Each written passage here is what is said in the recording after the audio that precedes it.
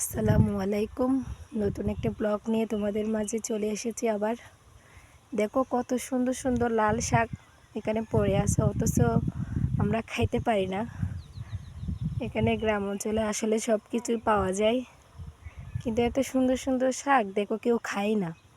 আর দেখো এদিকে ফুলকপি, ফুলকপি তো বিক্রি করাও যায় না, অনেক সস্তা।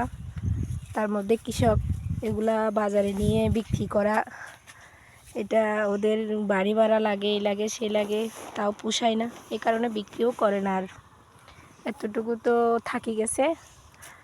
এই দেখো সব ফুলকপি, কি সুন্দর ফুলকপিগুলো না দেখতে, একদম ফ্রেশ টাটকা।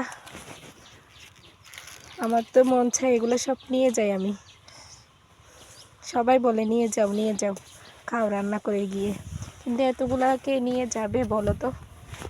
তারপরও আমরা যখন গ্রামে আসি অনেক তরকারি নিয়ে যাই, ফ্রেশ ফ্রেশ, অনেক দিন জায়গা, কিছু তো তরকারি কিনতে হয় না আমাদের।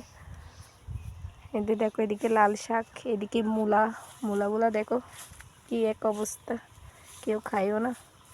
কি সুন্দর সুন্দর মূলা, অথচ বাজারে বিক্রিও করা যায় না এগুলো।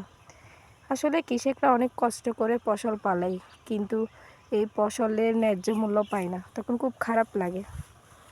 এই দেখো মূলাগুলো কেউ তুলেও না, কে নিবে এগুলো? বাজারে নিতে গেলেও একটা খরচ, সেই খরচটাই তো আসে না, কেন নিয়ে যাবে? দেখো